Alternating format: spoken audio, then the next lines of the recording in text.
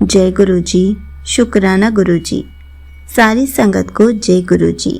संगत जी, जब जिंदगी के सारे रास्ते बंद हो जाते हैं तो एक द्वार हमारे लिए हमेशा खुला रहता है।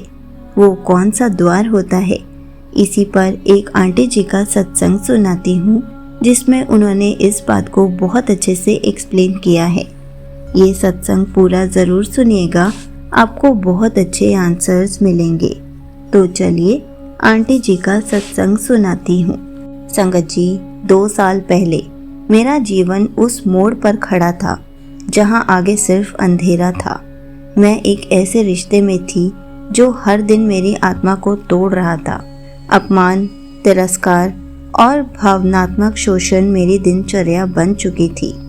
एक रात मैं अपने कमरे में अकेली बैठी थी, रो रही थी, बिलख रही थी, जैसे किसी ने मेरी आत्मा को चीर कर रख दिया हो। तभी मेरे पिताजी चुपचाप कमरे में आए। उन्होंने कुछ नहीं कहा, बस मेरे पास एक किताब रख दी और कमरे से चले गए। वो किताब गुरुजी के बारे में थी।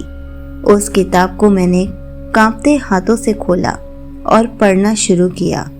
जैसे जैसे मैं पन्ने पलटती गई, मेरे भीतर कुछ बदलने लगा। मुझे उस पुस्तक से शांति मिल रही थी, जैसे गुरुजी खुद मेरे पास बैठे मुझे संभाल रहे हो। उस रात मैंने पहली बार गुरुजी का स्वरूप अपने तकिए के पास रखा और आंखों में आंसू लिए उनसे प्रार्थना की, गुरुजी, मुझे इस रिश्ते से निकाल लो, मुझे बचा लो। कई रातें ऐसी ही बीती, हर रात आंसुओं के साथ प्रार्थना होती रही। गुरुजी ने मेरी सुन ली, बिना किसी संघर्ष के। वह इंसान मेरे जीवन से चला गया। मैं स्तब्ध थी। यह किसी चमत्कार से कम नहीं था। मैंने उस पल महसूस किया कि गुरुजी सचमुच होते हैं और वह हमारे सबसे बुरे समय में भी हमें थामे रहते हैं। लेकिन इंसान कमज़ोर होता है। समय बीता और मेरी ज़िंदगी में थोड़ा स्थायित्व आया तो मुझ में अहंकार आ गया। मैंने सोचना शुरू किया कि शायद ये सब मेरी मेहनत का फल है। धीरे धीरे मेरी श्रद्धा कम होने लगी, यहाँ तक कि मैं गुरुजी पर संदेह करने लगी। सबसे बुरा यह हुआ कि मेरे इस रवैये से मेरे पिताजी की भी श्रद्धा डगमगाने लगी। आज जब मैं उस समय को याद करती हूँ तो मुझे शर्म आती है। मैं गुरुजी से हजारों बार माफ़ी मांग चुकी हूँ, पर वे तो वैसे ही हैं, क्षमाशील, करुणामय। फिर एक बार जीवन ने करवट ली। मेरे व्यवसाय में भारी नुकसान हुआ और निजी जीवन फिर से उथल पुथल से भर गया। मैं फिर से टूटने लगी, यहाँ तक कि एक समय ऐसा आया कि मैंने खुद को मारने का विचार बना लिया था। मैं बहुत अकेली थी, खोई हुई। और तब एक रात मैंने सिर्फ एक शब्द कहा, गुरुजी। वही एक पुकार और फिर सब कुछ धीरे धीरे बदलने लगा।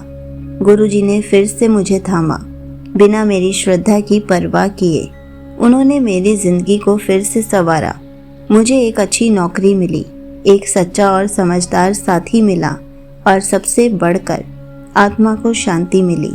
मैंने अपने रिश्ते को सहजता और प्रेम से बढ़ते हुए देखा और हर दिन यह महसूस किया कि गुरुजी मेरे जीवन के हर पहलू का ध्यान रख रहे हैं। एक और रहस्यमयी बात जो मेरे साथ होती रही, कई बार रात को नींद में मुझे भगवान शिव के दर्शन होते थे।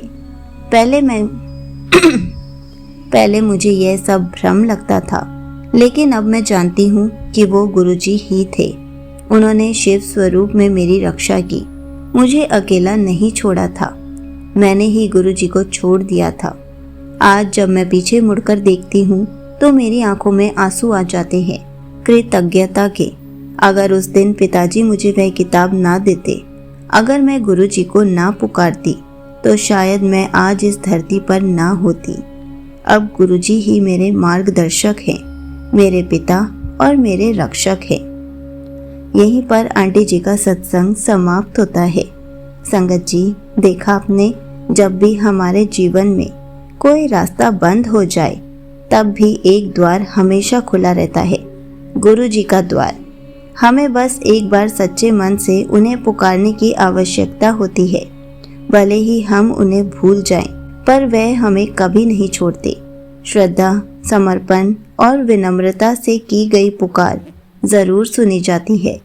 इसलिए संगत जी, अगर आपको भी लगता है कि अगर आपका कोई रास्ता बंद हो गया है तो जल्दी से गुरु जी को पुकार लीजिए, क्योंकि गुरु जी का द्वार हमेशा खुला रहता है। जय गुरु जी। शुक्राना गुरु जी।